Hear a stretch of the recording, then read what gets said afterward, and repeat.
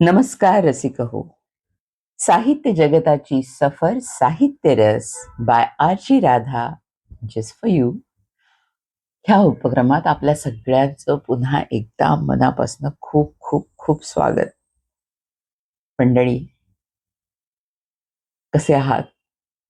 कारण आपण जुलैच्या पहिल्या आठवड्यात जे काही अनुभवलंय पावसाचं, म्हणजे आमच्याकडचं पाणी ओसरायला 7 तारीख वगैरे उलटून गेली होती मंडळी.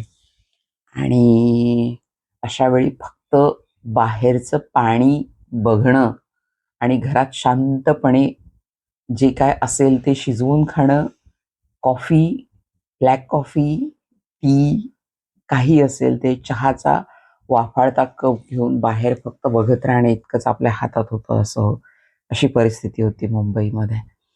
आणि मंडळी, आमच्या वसईमध्ये तरी म्हणजे दानादान उडाली होती. सगळ्यांना माहिती आहे, त्या बातम्या बघायचं बंद केलं दुसऱ्या दिवसापासूनच.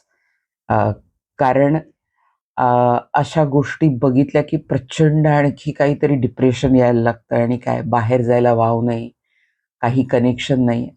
आमच्या इथे तर 26 तास इलेक्ट्रिसिटी नव्हती, मोबाईल कॉन्टॅक्ट नव्हता, इंटरनेट नाही आणि कुठलीही रेंज नव्हती कुठल्याही मोबाईलची. त्यानंतर मोबाईलमधल्या बॅटरी संपल्या होत्या. असा सगळा प्रकार सुरू होता आणि त्यावेळेला स्वतःला ताजं, प्रफुल्लित, पॉझिटिव्ह, आनंदी ठेवणं इतकं महत्वाचं होतं. आणि अशा वेळी सगळ्यात जास्त आठवण आली ती आजच्या साहित्यिकाची. मंडळी, कुठल्याही परिस्थितीत कुठल्याही माणसाला, कुठल्याही व्यक्तीला स्वतंत्रपणे स्वतःच्या आनंदासाठी मुक्तपणे जगता यायला पाहिजे. त्याची अभिव्यक्ती मुक्त असायला हवी. कुठलीही दडपशाही नको आणि प्रत्येकाला आनंदी राहण्याचा संपूर्ण अधिकार आहे. आणि आनंदी, हसत हसवत असं जगणारा, सगळ्या मराठी पांढरपेशा मध्यम वर्गाला खळखळवून हसवणारा आणि त्या हसण्यात सगळ्या जगण्याचं तत्वज्ञान आणि कारुण्य मनात ठसवून जाणारा असा लेखक, आज आपण त्यांच्याबद्दल बोलणार आहोत मंडळी. कारण खूप हसून हसून हसून हसून डोळ्याला पाण्याच्या धारा लागतात. आणि त्या लेखकाच्या कथेची किंवा त्याच्या साहित्यातली शेवटची ओळ अशी काही असते ना, की त्या आनंदाश्रूचं चटकन कारुण्य होतं आणि आपले डोळे त्या कारुण्यानं पाणावतात. ही विलक्षण जादू ज्यांच्या लेखणीत आहे, त्यांच्याबद्दल आपण आज बोलणार आहोत. काय बोलावं, लाखो लोक त्यांच्याबद्दल बोलत असतात. कारण लाखो मराठी मनांच्या हृदय सिंहासनावर राज्य करणारा हा माणूस. राज्य करणं वगैरे कन्सेप्ट त्यांच्यात नाही. मी नमनाला घडाभर तेल जाळते असं मंडळी वाटत असेल तुम्हाला, पण यांच्याबद्दल जितकं बोलावं तितकं कमी आहे. असं व्यक्तिमत्व म्हणजे पु ल देशपांडे, पुरुषोत्तम लक्ष्मण देशपांडे. किती बोलावं आणि किती जणांनी बोललं, लिहिलं, तरी त्या माणसाच्या आपण कुठंच पोहोचत नाही. लोक त्यांना उगीच भाई म्हणत नाहीत, ते खरोखर भाई आहेत. नोबडी कॅन रीच टू हिम. आणि हे भाई पण दुसऱ्या कधीही कुणाच्या हातात जाणार नाही. असे हे भाई म्हणजे साहित्य जगतातले मराठी माणसाच्या मनात संपूर्ण आदराचं स्थान असणारे, भीतीचं नाही, आदराचं स्थान असणारे. आणि प्रत्येकाच्या पु ल भाई काका भाई म्हटलं की प्रत्येकाच्या तोंडावर जे एक हसू येतं, त्या हास्याचे, त्या आनंदाचे मालक पु ल देशपांडे आहेत असं मी म्हणेन. मंडळी, पुलंची कुठल्याही पद्धतीनं बद्दल बोलावं. नाटककार पु ल देशपांडे, साहित्यिक पु ल देशपांडे, सादरीकरण करणारे पु ल देशपांडे, दिग्दर्शक पु ल देशपांडे, संगीत दिग्दर्शक पु ल देशपांडे, गायक पु ल देशपांडे, काय म्हणजे कुठला शिक्षक, प्राध्यापक, मनमुराद हसवणारा माणूस आणि प्रत्येकाच्या काळजात आपलं एक अधिष्ठान स्थापित करणारा माणूस. कुठल्या कुठल्या पद्धतीनं बोलायचं. आणि आज आपण त्यांच्याबद्दल बोलणार आहोत, कारण मी अजूनपर्यंत स्वातंत्र्य लढ्यातले लेखक, त्यातले मराठीत मौलिक साहित्यिक भर घालणारे, वैचारिक प्रबोधन करणारे, मराठी साहित्यात बहुमूल्य कामगिरी करणारे विचारवंत लेखक हा भाग आपण अजूनपर्यंत बघत आलो. पण जगण्यासाठी सगळ्यात जास्त महत्वाची गोष्ट असते ती आनंद. म्हणजे आनंद ही अल्टिमेट सगळ्यात महत्वाची गोष्ट माणसाला जी काय हवी असते. आणि सगळा खटाटोप आयुष्याचा जगण्याचा जो काही चाललेला असतो तो माणसाला काय पाहिजे असतो. आपल्याला काय पाहिजे असतं माहित नसतं. पण आपल्याला अल्टिमेटली काय पाहिजे असतं, तर आपल्याला आनंद पाहिजे असतो. चिदानंद रूप शिवोहम शिवोहम. आपल्याला अत्यंत पराकोटीचा आनंद, समाधान पाहिजे असतं. प्रत्येक जण ते आपापल्या वाटेनं शोधण्याचा प्रयत्न करत असतो. आयुष्याच्या अखेरच्या श्वासापर्यंत माणसाची त्यासाठी धडपड सुरू असते. काही जण आनंदाची सुद्धा भीकच मागत असतात. म्हणजे कुठून तरी तो आपल्याला मिळावा, कुणीतरी तो द्यावा. जसं प्रेमाच्या बाबतीत आहे, स्वतःकडं काहीही नसताना कुणीतरी आपल्यावर खूप प्रेम करावं, अशी ही भीकमागी माणसं असतात काही आयुष्यात प्रेमाची. जे आपल्याकडं असतं ना ते आपल्याला जास्त मिळतं आणि आपण ते भरभरून वाटू शकतो. असं आनंदाचा झरा, आनंदयात्री ज्यांना म्हणतात, किंवा आनंदयात्री, पु ल स्वतःला आनंदयात्री म्हणायचे. तो आनंद मुक्तपणे त्यांनी समाजात दिला, वाटला, उधळला, साजरा केला म्हणेन मी.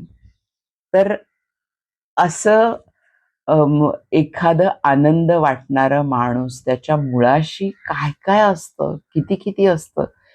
माणूस असाच घडतो का, त्याच्या भोवतालची परिस्थिती काय असते, मुळात ते बीज म्हणून काय असतो माणूस, तर त्यावरनं सगळं ठरत असतं मंडळी. की ते बी काय आहे ना. आंब्याची कोय आहे तर त्याला चिक्कू लागणार नाहीत, आणि चिक्कूची बी असली तर त्याला आंबे लागणार नाहीत.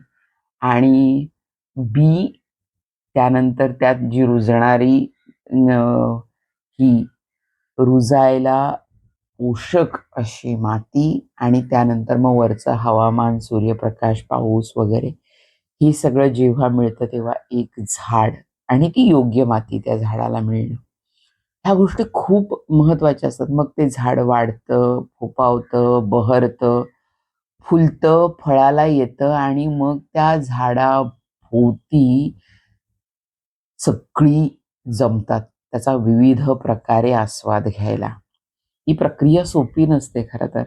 म्हणजे पुलंचा सगळा प्रवास आपण बघितला तर त्या हसण्याच्या जादू मागचा, त्या जादूगाराच्या आयुष्याचा जर आपण विचार केला तर स्वातंत्र्यासाठी कशाचंही मोल द्यायचा तयारी असणारा माणूस, असं मी त्यांच्याकडे बघते.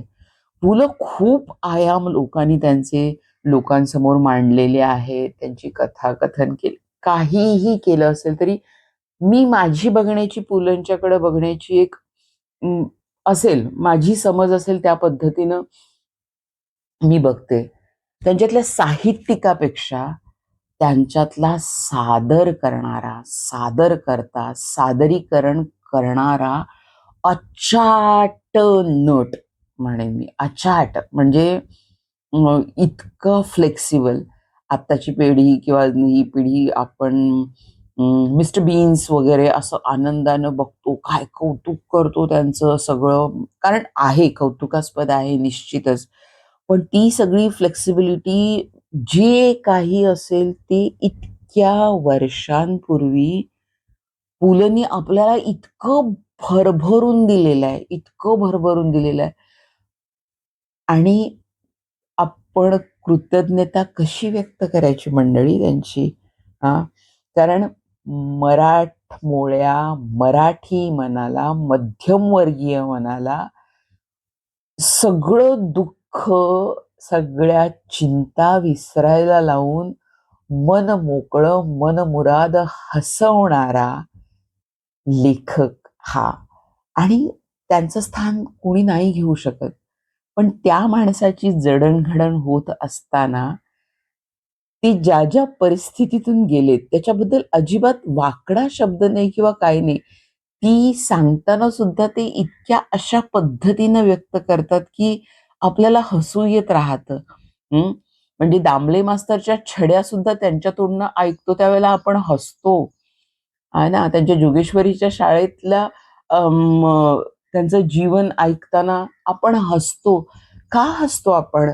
का हसतो? कारण आपल्याला ते खूप, आपण त्यांना हसतो का कुणाला हसत असतो नेमकं आपण? म्हणजे त्यांचं कथाकथन ऐकताना बघा आपल्या सगळ्यांचा हा अनुभव असेल. पु ल पहिल्यांदा स्वतःवर मनमुराद हसायचे. स्वतःचं हसं करून घेणं म्हणजे काय, त्यांना अजिबात काही नाही. स्वतःच्या व्यंगावर, स्वतःच्या रूपावर, स्वतःच्या अभिव्यक्तीवर, स्वतःच्या वागण्यावर ते पहिल्यांदाच इतके हसायचे आणि त्यातून लोकांना, जनमानसाला हसवायचे. पण आपण खरोखरच त्यांच्या खोट्यांवर हसत होतो का आपण स्वतःवर हसत होतो? कारण त्यानंतर त्यांच्या कार्यक्रमानंतर आपण अंतर्मुख होतो. कारण आपण मनमुराद हसत असतो आपल्यावर, आपल्याच व्यंगांवर, आपल्याच, तो जी उपरोधिक असेल किंवा खोचक असेल किंवा काही असेल, त्या उपरोधिक विनोदानी आपण इतके हसतो, पण आपण खरं तर आपल्यावर हसायला सुरुवात करतो. हे आपल्यावर हसायची ताकद देणारे असे हे लेखक म्हणजे पु ल देशपांडे. आणि अ, साहित्यिक, प्रचंड महत्वाचा साहित्यिक असं म्हणण्यापेक्षा एक अचाट नट, आणि मुख्य म्हणजे ज्याची आपल्या आवाजावर प्रचंड कमांड आहे असं म्हणतो मी आपण सादरीकरणामध्ये. प्रचंड इतकी म्हणजे अम, खूप महत्वाचं असतं ते सादर करत्या माणसाला, कथाकथन करणाऱ्या माणसाला. अतिशय महत्वाची गोष्ट असते की आवाजावर आपला ताबा पाहिजे, तर तो माणूस अभिव्यक्ती सुंदर करू शकतो. आणि असा तसा ताबा नाही, आवाजावर प्रचंड, ही ताकद कधी येते तर ही ताकद साधनेनं येत असते. आणि पु ल म्हणतात, त्यांच्याच शब्दात सांगायचं असेल तर पु ल म्हणतात की त्यांचं सगळ्यात जास्त प्रेम हे ऐकण्यावर आहे. म्हणजे त्यांना ध्वनी आवडतात, आवाज आवडतात, संगीत आवडतं. मुळात म्हणजे संगीत आवडतं. अगदी लहानपणापासून ते जेव्हा त्यांच्या आठवणी सांगतात ना, तर त्यावेळेला ते म्हणतात की माझं संगीताबद्दलचं प्रेम हे 3ऱ्या-4थ्या वर्षापासून सुरू झालं की देवळात कीर्तनकार बुवा यायचे. देऊळ हे काय श्रद्धा-विद्या यासाठी देवळात जावं वगैरे हा भागच नव्हता त्या लहान वयात. पण कथेकरी, बुवा, कीर्तनकार यांच्या कथा ऐकून देवळातली ती गाणी, अभंग, भजन हा त्यांच्या अत्यंत जिव्हाळ्याचा विषय होता खरं तर. आणि इतक्या लहानपणापासून ते संगीत, म्हणजे मंडळी मी म्हटलं ना की बीज पण लागतं, बीज पण ते लागतं. तर त्याबद्दल सांगायचं झालं तर आणखी एक जिव्हाळ्याचा भाग म्हणजे मंडळी यांचे पूर्वज म्हणू आपण, किंवा यांचा जन्म जरी मुंबईतला असला, महानगरात वाढले, महानगरात प्रचंड भूमी त्यांचं कार्य असलं, मुख्यतः सगळे त्यांचे प्रयोग किंवा जास्तीत जास्त प्रयोग हे महानगरात मुंबईतच झाले असल्यामुळं किंवा काय असल्यामुळं अ, त्यांचा तसा काही त्यांच्या जुन्या पूर्वज भूमीशी संबंध आहे असं म्हणत नाही, पण ते बीज आहे. त्यांचे पूर्वज त्यांनी सांगितलेलं आहे की हे कोल्हापूर जिल्ह्यातल्या चंदगड तालुक्यातल्या म्हणजे कलानिधी गडाचे गडकरी होते आणि त्यांना अगदी स्वातंत्र्यापर्यंत तनखा मिळायचा त्याचा. अगदी मामूली असेल ते सुद्धा ते इतक्या अं, विनोदानं सादर करतात आणि सांगतात की तो तनखा किती केवढा असायचा आणि काय असायचा वगैरे. पण मुळात म्हणजे पुन्हा आमच्याकडच्या भूमीतलं बीज असं कुठेतरी वाटायला लागतं. ही तुलना नाही मंडळी किंवा काय. आपण कशात ना कशात ना सातत्यानं साम्यस्थळं शोधत असतो. काहीतरी कॉमन मिळालं की आपल्याला ते खूप आपलं असं वाटायला लागतं. आणि इतके विचित्र योगायोग आहेत. म्हणजे कसे कुठं त्यांचे पाय पडले तिथं अ, आपण कित्येक वर्षांनी का होईना त्या मातीत गेलो की अरे, इथं ही व्यक्ती आली होती आणि आपण त्या जागी काहीतरी करतोय याचा आनंद एक मनस्वी आनंद असतो. तर माझं जन्मगाव इचलकरंजी आणि एक माझा जन्म 73चा आणि 1974 साली सुवर्ण महोत्सवी अखिल भारतीय साहित्य संमेलन इचलकरंजीमध्ये भरलं आणि त्याचे अध्यक्ष होते पु. ल. देशपांडे. तर किती योगायोगाच्या किती अशा विचित्र अशा गोष्टी असतात. पुलंनी एम.ए. वेलिंग्टन कॉलेजला केलं. कधी आधी खूप केलं असेल, पण माझं ज्युनियर कॉलेज 11वी-12वी वेलिंग्टन कॉलेजला झालं. पुलंनी काही काळ बेळगावला व्यतीत केला आणि माझं सासर बेळगाव आणि ज्या आर-पी-डीमध्ये राणी पार्वतीदेवी कॉलेजमध्ये त्यांनी प्राध्यापकी केली, लेक्चरर म्हणून काम केलं. तिथं मला म्हणजे मी तिथं वर्कशॉप्स घेतली आहेत अभिनयाची. तिथल्या मराठीच्या एच-ओ-डी त्यावेळेच्या शोभा नाईक त्यांनी अरेंज केलं होतं वर्कशॉप अभिनयाचं, नाट्य अभिनय प्रशिक्षण शिबिर माझं आणि तिथं मी ते शिबिर केलं होतं. म्हणजे मला इतकं छान वाटतं ह्या सगळ्या आठवणी पुन्हा आणि या सगळ्या आठवणी चहाचा कप हातात घेऊन आणि पुलंचं पुस्तक हातात घेऊन आणि बाहेरची स्थिती म्हणजे अशी होती की आम्ही शिकाऱ्यात आहोत असा भास व्हावा इतकं आजूबाजूला चौफेर पाणी होतं आणि बिल्डिंग आमची शिकारा झाली होती असा प्रकार होता. आणि अशा परिस्थितीत पुलं वाचताना आता म्हटलं या आठवड्यात आपण पॉडकास्ट करताना या लेखकाबद्दलच बोलू शकतो. इतर कुणाचा विचारही करू शकत नाही. कारण तो आनंद, तो उत्साह आणि स्वतःच्या परिस्थितीवर हसण्याची ताकद देणारा हा माणूस आहे. आणि त्यांचं श्रद्धास्थान कोण आहेत तर चार्ली चॅप्लिन आणि टागोर. त्यांची सांगाती म्हणतात ते आयुष्यभराचे सगळ्यात जास्त प्रभाव. आणि मराठी उत्तम साहित्यिकावर आणखी एका साहित्यिकाचा, संताचा पगडा असतो ते म्हणजे तुकोबाराय. आणि तुकोबारायांबद्दल प्रचंड श्रद्धा आणि श्रद्धा म्हणण्यापेक्षा प्रचंड आदराची भावना आणि सातत्यानं स्वतः जवळ असणारा असा संत साहित्यिक पुलंच्या जवळ म्हणजे तुकोबाराय. तर हे सगळं आणि हे बीज हे गडकरी पुन्हा कधीचे देशपांडे कसे झाले वगैरे त्यांचा प्रवास त्यांच्या तोंडून ऐकताना जो काय आनंद होतो ना आपल्याला. खरं तर त्यांना साहित्याचा वारसा आईच्या वडिलांकडून मिळाला असं आपण म्हणूया का, कारण ते लेखक होते. मामा उत्तम चित्रकार होते आणि पुलंचे वडील उत्तम गायचे. म्हणजे ह्या सगळ्याच जे काय असं येतं त्यांच्याकडे आणि आई सुद्धा खूप छान गायची आणि अ, त्या सगळ्या आठवणी जेव्हा पुलं सांगतात ना, म्हणजे आपण स्वार होतो त्यांच्याबरोबर we ride with that person in his memories. ही ताकद फार मोठी आहे आणि ती त्यांच्या सादरीकरणातली ताकद आहे, असं मला वाटतं. आणि या सगळ्याचा जन्म कुठं झाला तर ते म्हणतात, की ते स्वतःला साहित्यिक, कलावंत वगैरे अशा मोठे शब्द ते म्हणतात मला अजिबात आवडत नाहीत. मी सगळ्यांना हसवलं. मी एक हसवणारा माणूस आहे. एवढं माझ्याबद्दल आठवण ठेवली तरी पुरेसे आहे. कधी जर माझ्या नावाचा पुतळा होऊ नये असं मला वाटतं, पण कधीतरी झालाच, तर त्याच्या खाली यांनी माणसांना हसवलं असं लिहावं अशी पुलंची इच्छा. म्हणजे हे किती छान आहे, हे किती मस्त आहे.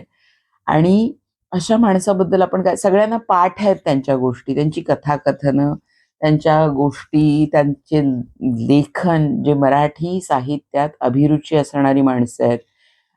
त्यांना पुलंचं ते सगळ्या गोष्टी त्यांच्या आवाजात ऐकलेल्या, त्यांचे परफॉर्मन्स बघितलेली लाखो लोकं अजूनही आहेत. दुर्दैवानं मला तो योग कधीच आला नाही. पण त्यांचे सगळे कथाकथन त्यांच्या आवाजात आम्ही ऐकलेत आणि ते खूप आनंदाची म्हणजे ती खजिना आहे तो आनंदाचा. आणि उत्तम नकला करणं किंवा जसंच्या तसं ते सादर करणं, तर ते म्हणतात की खूप लहानपणी ना बहुरूपी यायचं दारावर आणि मला इतकं फॅसिनेट करायचं होतं. म्हणजे त्यांना ते इतकं फॅसिनेटिंग वाटायचं. ते सखूबाई, साळूबाई लग्नाला चला, लग्नाला चला बाई, लग्नाला चला. ते सगळं आणि ते सगळं ते पुन्हा नक्कल करून लहान वयातच दाखवायचे. म्हणजे ते त्यांचं सादरीकरण हा प्रकार ते म्हणत त्यांच्या वयाच्या 3ऱ्या-4थ्या वर्षापासून कधी सुरू झाला कळलंही नाही. त्यानंतर बालवयात त्यांनी संगीताचं शिक्षण घेतलं. जोगेश्वरीतनं ते लोकं पार्ल्याला राहायला आले आणि पार्ल्याला आल्यावर त्यांनी पेटी शिकायला आणि संगीताला सुरुवात केली आणि इतक्या लहानपणी ते शिकणं, ती गाणी म्हणणं आणि म्हणे आमच्या गाण्याचे श्रोते, भाऊ तबला वाजवायचा आणि मी पेटीवर असायचो आणि आम्ही सगळी गंधर्वांची, बालगंधर्वांची पदं म्हणायचो. अर्थात बालगंधर्वांच्या बद्दलचा आदर पुलंच्या बोलण्यात इतका ओतप्रोत असतो, इतका ओतप्रोत असतो आणि ते सगळं त्या आठवणी इतक्या आनंदानं सांगतात. आपल्याला ऑडिओ फॉर्मॅटमध्ये ते आपल्याला जेव्हा ऐकायला मिळतं त्यावेळेला खूप छान वाटतं मंडळी, खूप छान वाटतं. नव्या पिढीनं ते ऐकायला पाहिजे. त्यांना संदर्भ ते जुने वाटतील, साधे वाटतील, "अरे ह्यात काय?" असं, पण जी खूबी आहे ना, कारण आम्ही ती स्थित्यंतर, ती सामाजिक अवस्था तसं जगत आलेलो आहे. त्यामुळं त्यातला विनोद हा आम्हाला खूप भावतो आणि आम्ही अक्षरशः म्हणजे लोटपोट हसणं जे काय आहे, ते मराठी मध्यमवर्ग पुलंच्यामुळे शिकला असं मी म्हणेन. कारण रोजच्या चिंता, रोजचं काम, रोजचं रहाट-गाडगं सगळं कामाचं, सगळ्या चिंता बाजूला सारून मनमोकळं हसणारं आणि त्याचबरोबर जगण्याचं तत्वज्ञान देणारं, हसवणारं आणि तत्वज्ञान देणारं असं एक अनोखं कॉम्बिनेशन आहे यांचं साहित्य म्हणजे. म्हणजे आपल्याला, आपण ज्यावेळेला चितळे मास्तर वाचतो, ऐकतो, त्यावेळेला आपण इतके हसत असतो, इतके हसत असतो आणि ज्यावेळेला आपण त्याच्या शेवटच्या ओळीपर्यंत येतो, त्यावेळेला आपल्या डोळ्यात पाणी उभं राहिलेलं असतं. म्हणजे ही ताकद जी लेखकाची आहे ना, ती प्रचंड आहे, प्रचंड आहे ती ताकद आणि आपण अंतर्मुख होतो. त्यांनी उभ्या केलेल्या व्यक्तिरेखा, त्यांची नावातूनच आपल्याला आधी हसू यायला लागतं. ही नावं, ही व्यक्तिरेखा काल्पनिक किती आहेत, वास्तवातल्या किती आहेत, वास्तवातली बीजं घेऊन नंतर फुलवलेल्या किती आहेत, स्वतःच्या आनंदाचं पाणी, वारा, पाऊस, माती देऊन त्या मूळ व्यक्तिरेखांना पुलंनी कशी त्यांची आनंदाची झाडं केलेली आहेत त्या सामान्य व्यक्तिरेखांना, हा प्रवास खरं तर खूप आनंददायी आहे, खूप प्रेरणा देणारा आहे असं मला वाटतं. आणि पुलं माझ्या सगळ्यात जास्त आवडतात आणि लक्षात राहतात ते म्हणजे उत्तम सादरीकरण. म्हणजे आवाजाचा वापर आणि सादरीकरण इतकं खिळवून ठेवणारं एकपात्री सादरीकरण. लेखन मूळ लेखनात आहेच आहे, पण त्यांची आवाजावरची कमांड आणि ही कधी येते मंडळी, जो माणूस खूप उत्तमरित्या ऐकू शकतो, ऐकतो, तो माणूस ते करू शकतो. उत्तम श्रोता असणं, संगीताचा कान, संगीताचं ज्ञान हे इतकं चोख आहे त्यांना, इतकं चोख आहे की ते सहजगत्या त्यांच्या सगळ्या पर्सनॅलिटीमध्ये असं वाहतं सातत्यानं असं. आणि सगळ्यात महत्वाचं या लेखकाबद्दल, यांची सगळ्यांची पुस्तकांची नावं सगळ्या मराठी माणसांना पाठ आहेत. म्हणजे अपूर्वाई असू दे, गोळाबेरीज असू दे, कुठलं किती पुस्तकं, अंमलदार त्यांचं नाटक असू दे, ती फुलराणी असू दे, म्हणजे किती नाटक आणि किती सगळ्याची त्या लिस्ट असं व्यक्त करण्यापेक्षा त्या माणसातलं काय आपल्याला जास्त आवडतं आणि साहित्यिक म्हणून ते किती मराठी माणसाच्या मनाच्या जवळचे आहेत ते सांगणं मला जास्त आनंद देणार आहे. तर त्यांचा प्रवास ते त्यांच्या शब्दात सांगतात, त्यावेळेला किती साधेपणानं व्यक्त होतात आणि आदराची भावना व्यक्त करतात. ही आपल्याला प्रेरणा कुठून आली किंवा आपण कुणाला गुरुस्थानी मानतो याबद्दल अत्रे यांचं नाव घ्यायला ते अजिबात विसरत नाहीत. कारण ते म्हणतात की मी अत्र्यांना जेव्हा पहिल्यांदा ऐकलं, BA-BT-TD लंडन असं आपली पदवी आपल्या नावाबरोबर लावणारे असे शिक्षक, आणि ते काय म्हणजे शिक्षण व्यवस्थेवर बोलणार. आणि ज्यावेळेला सुरुवातीला अत्रे मी ऐकले आणि इतका अशा पद्धतीनं अत्रे शिक्षण व्यवस्थेवर जेव्हा बोलतात त्यावेळेला ते गुरु ठरले सादरीकरणातले माझ्या, असं ते आवर्जून सांगतात की समोरच्या प्रेक्षकांना आपण त्यांच्याबरोबर हितगुज करतो आहोत किंवा त्यांच्याशी वैयक्तिक बोलतो आहोत, हा धागा आपल्याला वक्ता म्हणून पकडता आला पाहिजे. हा गुरुमंत्र मी अत्रेंकडून घेतला असं ते मनापासून सांगतात आणि अत्रेंच्या बद्दलचा आदर व्यक्त करतात. सहज संवाद साधणं आणि बोली भाषेत संवाद साधणं. ते म्हणतात की अक्षरांना खरं रूप प्राप्त होतं ते माणसांच्या आवाजातनं. त्याशिवाय शब्द अक्षर ही अपूर्ण आहेत, भाषा अपूर्ण आहे. माणसांचा आवाज, माणसांचं अभिव्यक्त होणं हे भाषेला रुपडं देत असतं आणि मला लिखित भाषेपेक्षा बोलीभाषा जास्त आवडते असं ते स्वच्छपणे सांगून टाकतात. असा हा लेखक आपल्या तनामनात सामावून गेलेला लेखक असं आपण म्हणू. आणि त्यांच्या किती व्यक्तिरेखा असू देत, म्हणजे सखाराम गटणे, चितळे मास्तर, रावसाहेब वगैरे किती व्यक्तिरेखा सांगायच्या. त्यांचं पाळीव प्राण्यांबद्दलचं कथाकथन, त्यांचा शत्रुपक्ष हे तुम्ही ऐकलं असेल तर, म्हणजे किती किती गोष्टींबद्दल आपण बोलावं असं होतं. पण मंडळी, कधी विचार केलाय का की इतक्या मुक्तपणे आनंदानं जगणाऱ्या माणसाला एक पाठबळ पाहिजे, कमालीचं पाठबळ पाहिजे. कारण हे स्वातंत्र्य अनुभवणारा माणूस जगताना त्या माणसाचा साथीदार असतो. तर ती भूमी किती बळकट असेल याचा आपण पहिल्यांदा विचार करायला पाहिजे. म्हणजे माझी पहिलं आदराचं नमन हे सुनीताबाई देशपांडेंना जातं, त्यांच्या पत्नीला. कारण इतकं मुक्त जगणारा माणूस, कुठल्याही पाशात न अडकणारा माणूस, सातत्यानं आनंद वाटत फिरणारा माणूस आणि अ, आनंदासाठी काम करणारा माणूस, असा एक मुक्त माणूस आपला साथीदार असतो. त्यावेळेला त्याला किती पद्धतीनं आणि कशा पद्धतीनं साथ देत जगणं हे खूप दरवेळेला आनंदी असतं असं नाही, तर प्रचंड कष्टदायक प्रवास असतो अशा माणसाबरोबर आपलं आयुष्य जगणं. कारण खूप भूमिका त्यावेळेला त्या माणसाच्या स्वातंत्र्यासाठी किंवा त्या माणसाच्या फुलण्यासाठी किंवा त्या माणसाच्या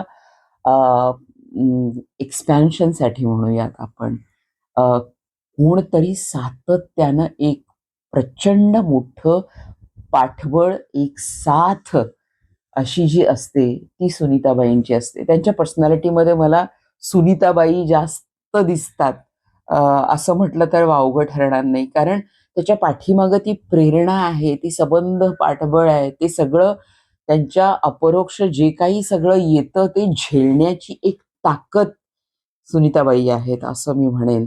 आणि स्वतः पुलं ही अगदी मोकळेपणानं सांगतात, की तिच्या खेरीज मी कल्पनाच करू शकत नाही माझ्या अभिव्यक्तीची किंवा माझ्या असण्याची.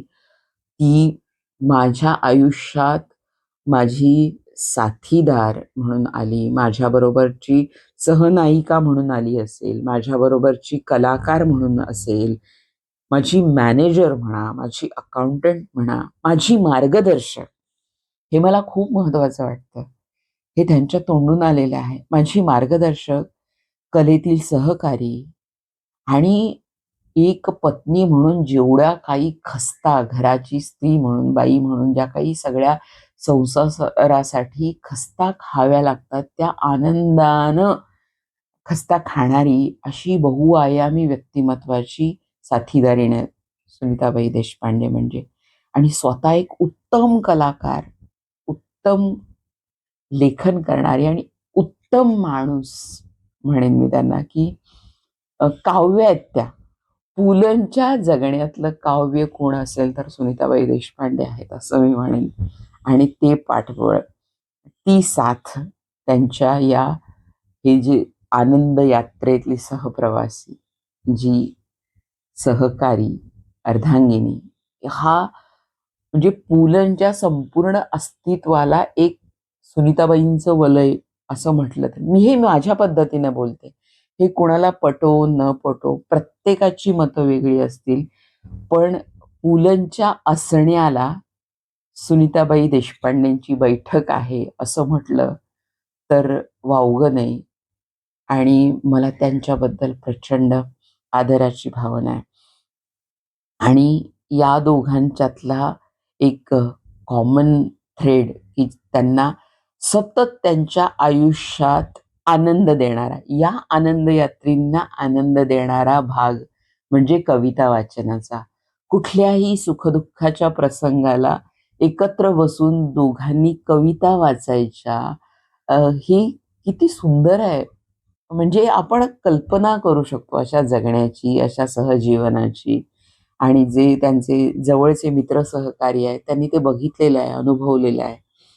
तर एक कुठल्या कुठल्या पद्धतीने सांगायचं पुलंच्या बद्दल सांगताना, म्हणजे त्यांचं एक नाटकात त्यांची म्हणजे चिंतामणराव कोल्हटकरांची त्यांची भेट ट्रेनमधली, त्यापासनं ते नाटकामध्ये कसे गेले व्यावसायिक नाटकामध्ये इतक्या कमी वयात. त्यानंतर त्यांनी संगीत नाटकामध्ये कामं केली. स खूप बहुआयामी व्यक्तिमत्व म्हणेन मी त्यांना. त्यानंतर चित्रपटांशी त्यांचा आलेला संबंध, त्यानंतर चित्रपटात काम करणं, नट म्हणून, गायक, संगीतकार. मी हे सुरुवातीला सांगितलंय, बहुआयामी व्यक्तिमत्व आहे हे.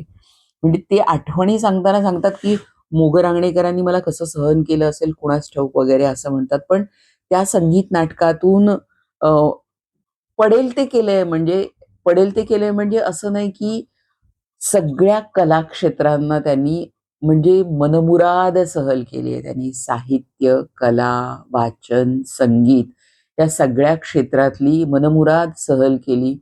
आणि त्यातून जे काही मिळेल ते लोकांना भरभरून दान केलं, वाटलं. म्हणजे सगळं आहे ते भरभरून वाटणं. आपल्याच मातीत टवाळा आवडे विनोद म्हणणारे रामदास होऊन गेलेले आहेत. पण हे सगळं हे चुकीचं वाटायला लागतं, कारण नाही, आनंद, विनोदातनं येणारा आनंद हा किती निर्मळ असतो आणि तो जगण्याला किती प्रेरणा देतो, हे पुलंनी आपल्याला दाखवून दिलेलं आहे.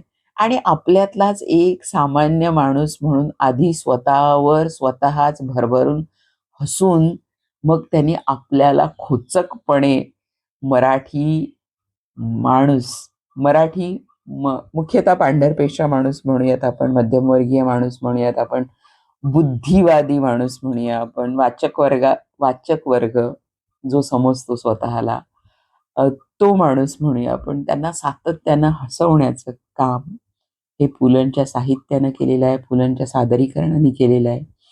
म्हणजे जुन्या आठवणीमध्ये म्हणजे वंदे मातरम वगैरे मध्ये त्यांनी एकत्र नायक नायिका म्हणून काम केलेलं आहे.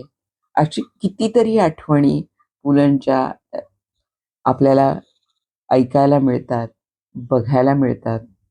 अगदी दुर्मिळ असलेल्या तरी उपलब्ध आहेत त्या. आणि खरं तर अ, पुलंच्या साहित्याचं मला आणखी एक महत्वाची गोष्ट वाटते म्हणजे ते व्यक्ती स्वातंत्र्याला प्रचंड महत्त्व देतात.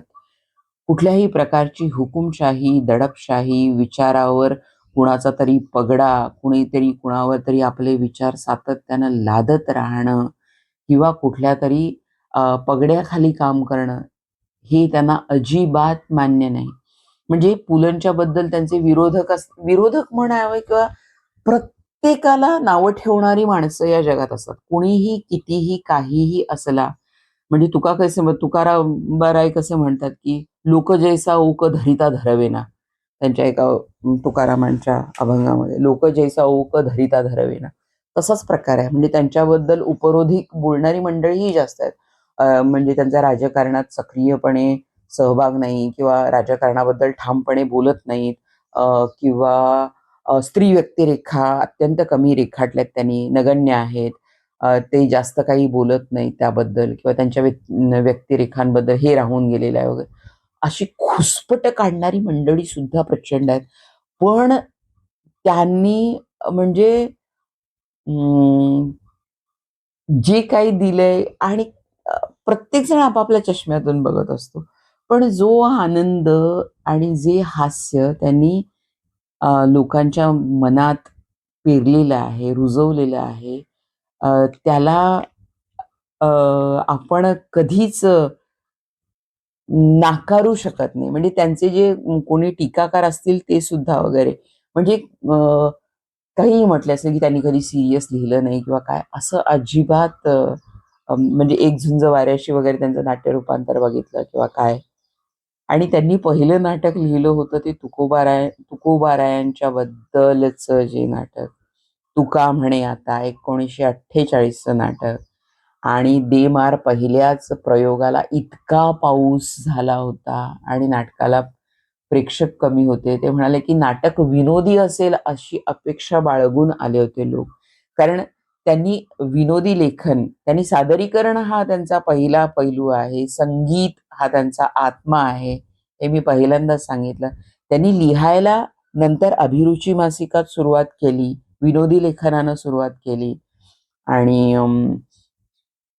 दादरच्या ओरिएंट शाळेत ज्यावेळेला ते शिक्षक होते त्यावेळेच्या आठवणी असतील किंवा काय. तर त्या लेखन नंतर आलंय. साहित्य म्हणजे संगीत सादरीकरण हा मूळपिंड आहे, असं मला वाटतं त्यांचा. आणि त्यांचं काहीतरी विनोदी असेल अशा पद्धतीनं पण ते त्यांचं पहिलं नाटक. ते नाटक कसं पडलं ते सांगतात, पण त्यांनी एक मौलिक विचार त्या नाटकातून दिलाय, की इंद्रायणीतनं गाथा वर आल्या या चमत्कारापेक्षा त्या लोकगंगेतून वर आल्यात. लोकांच्या हृदयात तुकाराम जे वसले होते, त्या लोकांच्या मुखातनं त्या परत वर आल्यात. हा विचार त्यांनी त्या नाटकात मांडलेला आहे आणि तो विचार अत्यंत महत्वाचा आहे आणि तोच विचार खरा आहे, असं मला वाटतं. तर मंडळी, असा हा बहुआयामी व्यक्तिमत्व किती किती पदर सांगावेत या व्यक्तिमत्वाचे. पण मला ते सादरकर्ते, नट, संगीतकार, गायक म्हणून खूप आवडतात. त्यांच्या साहित्याचे सगळेजण म्हणजे फॅन म्हणूयात आपण आहेतच आहेत. पण सादरकर्ते म्हणून ते म्हणजे तोड नाही. त्यांचा आवाजाचा वापर मुख्यतः मला अतिशय भक्ती आहे त्यांच्याबद्दल त्या बाबतीत, की ते सादर करणं, आवाज आणि चटकन ते असा आवाज फिरतो, वळतो असा त्यांचा. तर त्याबद्दल तोड नाही. त्यांचं कथाकथन आपण ऐकतो किंवा बटाट्याची चाळ, वाऱ्यावरची वरात, हे आपण ज्यावेळेला ऐकतो त्यावेळेला सर्द होऊन जातो आपण खरं तर.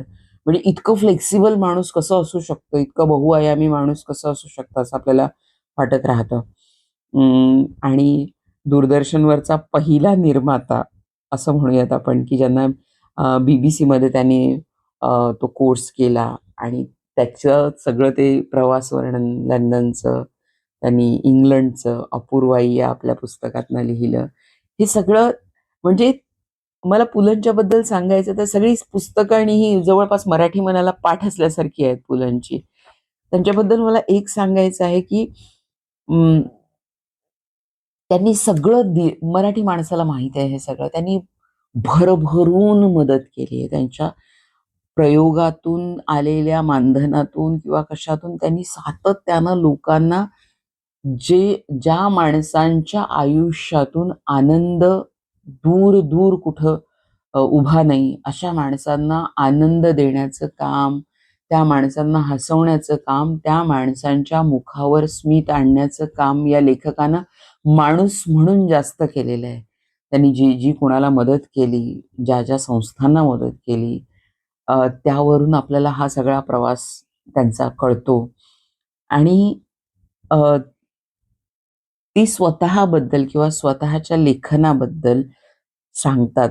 आणि हा माणूस वयाच्या 50शी नंतर शांतिनिकेतनला जातो. शांतिनिकेतनला त्यांना टागोरांच्याच मातृभाषेत बंगालीमध्ये समजून घ्यायचे आहेत आणि त्यासाठी ते तडक शांतिनिकेतनला जातात काय? तिथे टागोर अभ्यासतात, त्यांच्याच भाषेत अभ्यासतात काय? आणि रवींद्र भारतीने त्यांना डॉक्टर ऑफ लिटरेचर दिलेलं आहे पुलंना. हे प्रचंड मुक्त असणारा आणि जगण्याचा सगळा आनंदाचा रस शोषून भरभरून रसरशीत जगणारा माणूस, वल्ली म्हणून आपण पुलंकडं बघूयात. खरं तर म्हणजे किती पदर सांगावेत. असं मुक्तपणे आनंदासाठी, स्वतःच्या आनंदासाठी, कारण ते आनंदानं ओतप्रोत भरलेत म्हणून ते सगळा आनंद जगाला वाटू शकले, आपल्याला देऊ शकले. तो मनमुराद आनंद आपण घेऊ शकलो, याबद्दल आपण कधीच उतराई होऊ शकत नाही. त्यांची कृतज्ञता आपल्याला कुठल्या पद्धतीने व्यक्त करायची? हे उपकार आपण कसे फेडायचे साहित्य जगतातले त्यांचे? नाही फेडू शकत आपण. आपण फक्त कृतज्ञतेनं त्यांच्यासमोर नतमस्तकच होऊ शकतो. पुलंचं म्हणजे मी इचलकरंजीच्या साहित्य संमेलनाचा जो उल्लेख केला, त्या साहित्य संमेलनाच्या अध्यक्षीय भाषणात त्यांनी खूप छान सांगितलेलं आहे. त्याचं ते ऐकायला मिळालं मला आणि त्यामध्ये ते बोलून गेलेत, की त्यामध्ये निर्मळ मनानं वाचणाऱ्याला निर्मळ मनाचं साहित्य कुठलं आहे आणि साहित्यात जीवनाचं दर्शन कुठं आहे आणि नुसतंच प्रदर्शन कुठं मांडलं गेलं आहे, ते नक्की कळेल. म्हणजे रसिकांवरचा किंवा वाचकांवरचा त्यांचा विश्वास किती दृढ आहे, हे आपल्याला कळतं. त्यात ते हे सुद्धा म्हटलं, की नव्या युगाच्या, नव्या अनुभूतींचं दर्शन हे सौंदर्याविषयीच्या, नीतीविषयीच्या जुन्या काही कल्पना असतील, त्यांच्याशी कधी जुळणारं नसेलही, की ते तसंच पाहिजे, असंच पाहिजे, हे चुकीचं आहे, हे नवं आहे, हे योग्य नाही, हे काहीतरी विचित्र आहे. असं जुन्या माणसांनी असं ते चिकटून राहणं त्याला असू शकतं, पण ते नवं आलेलं चुकीचं नसणार आहे. त्या कल्पना त्याच्याबरोबर येणारं त्या अनुभूतींचं दर्शन हे आपल्या तथाकथित रूढ अर्थानं असणाऱ्या अनुभूती दर्शनापेक्षा ते वेगळं असेलही, पण ते स्वीकारत जायचं आहे आणि जे अस्सल आहे तीच टिकेल आणि बाकीचं सगळं गळून पडेल, असं त्यांनी इतक्या स्वच्छपणे त्यांच्या भाषणात ते सांगितलेलं आहे. आणि अशा या साहित्यिकाबद्दल किती आणि काय बोलावं मंडळी. आणि त्यानंतर त्यांचं मोठं कार्य म्हणजे सुनीताबाई देशपांडेंचं आणि त्यांचं पु ल देशपांडे फाउंडेशन आणि त्याचं ते बोधवाक्यच ते सांगतात, की हे सुनीताचं आहे म्हणून, जोडून या धन उत्तम व्यवहारे, उदास विचारे पेच करी. सातत्यानं आनंद देणारा माणूस, आनंद वाटणारा माणूस आणि स्वतःवर हसत हसत जगाला हसवणारा माणूस, असा स्वतःला फक्त कलावंत किंवा काही मोठी बिरुद लावून न घेणारा माणूस. मला फक्त म्हणतात पुलं, की मला फक्त करमणूक करणारा माणूस म्हणा. मला ते सगळ्यात जास्त आवडेल. पण उच्च कोटीचा कलावंत, उत्तम साहित्यिक, सर्वोत्तम सादरकर्ता, नाटककार, संगीतकार, लेखक असं सगळं बहुआयामी एक असं संपूर्ण व्यक्तिमत्व आपल्या मराठी मनात रुजवणारा, त्यांच्या फक्त कॅरेक्टर्स त्यांचे आठवले तरी आपल्याला कुठल्याही परिस्थितीत आपल्या तोंडावर हसू पेरणारा असं एक व्यक्तिमत्व म्हणजे पु ल देशपांडे. पद्मश्री, महाराष्ट्र भूषण, साहित्य अकादमी चं अध्यक्षपद, अखिल भारतीय साहित्य संमेलनाचं अध्यक्षपद, हे सगळं पद्मभूषण, ही सगळं सगळं सगळं सगळं त्यांच्या त्या हसवण्यापुढं फक्त एक आभार व्यक्त करणारं असं एक छोटंसं, आपण त्याला म्हणतो मोमेंटो म्हणतो की तो तेवढंच आहे. बाकी हा माणूस त्या पुरस्कारांच्या पार अगदी आपल्या तनामनात झिरपलेला आहे. आणि आपण अजूनही तितक्याच सभोवताली त्यांचा वावर असल्यासारखे मराठी वाचक, मराठी रसिक मंडळी अजूनही तितक्याच मोकळेपणाने त्या सगळ्याचा आस्वाद घेतो. अशा पुलंना म्हणजे दंडवत, साक्षात दंडवत घालते मंडळी. आणि आजचं हे पॉडकास्ट मी पूर्ण करते. मंडळी, हे पॉडकास्ट आपल्याला कसं वाटलं ते नक्की नक्की सांगा. आणि पु ल वाचलाच असेल, पु ल ऐकलाच असेल, पण नव्या पिढीनं ते ऐकावं, वाचावं अशी मी त्यांना विनंती करते. कारण हे स्ट्रेस, एन्झायटी, डिप्रेशन, हे जे काय अगदी बालवयापासून सुरू झालेले हे जे काही प्रकार आहेत ना आत्ता, जेन झी, जेन अल्फा, या सगळ्यामध्ये हे सगळं बाजूला सारा. आणि काय आनंद आहे, काय मुक्तपणा आहे, काय स्वातंत्र्य आहे, काय कलेचा वारसा आहे, हे सगळं जर अनुभवायचं असेल तर पु ल वाचा मंडळी, पु ल वाचा. नव्या पिढीनं वाचा, त्यांना ऐका. हे सगळे जे तुमचं depression, anxiety, stress and what ever it is, what ever, हे सगळं जर तुम्हाला असं एका फुंकर मारून सगळं बाजूला करायचं असेल ना, तर पु ल वाचा, पु ल ऐका, पु ल बघा. तर मंडळी, आजचा हा एपिसोड कसा वाटला त्याबद्दल नक्की नक्की नक्की कळवा. आणि तुमच्या काही सूचना असतील तर त्यासुद्धा सांगा. आणि तुम्हाला कुठले लेखक या साहित्य जगताच्या सफरीमध्ये यायलाच पाहिजेत असं वाटतं तेही आम्हाला सांगा. आणि आम्हाला शक्य असेल तेवढ्या आम्ही तुमच्या सूचनांचं पालन करण्याचा प्रामाणिक प्रयत्न करू. आणि मंडळी, आमच्या या उपक्रमाला तुम्ही लाईक करा, शेअर करा, सबस्क्राईब करा, स्वतः ऐका, दुसऱ्यांना लिंक पाठवा, दुसऱ्यांनाही ऐकू द्या. आणि हे सांगून, ही विनंती करून, हे एक ठिगळ लावून, म्हणजे यूट्यूबर म्हणून म्हणूया किंवा काय, तर या माध्यमातनं आम्ही तुमच्यापर्यंत पोहोचतो आहोत. ही कृतज्ञता यूट्यूबच्या चरडीसुद्धा वाहून मी आपल्या सगळ्या रजांची रजा घेते. पुन्हा भेटूया पुढच्या आपल्या लेखकासमवेत याच उपक्रमात.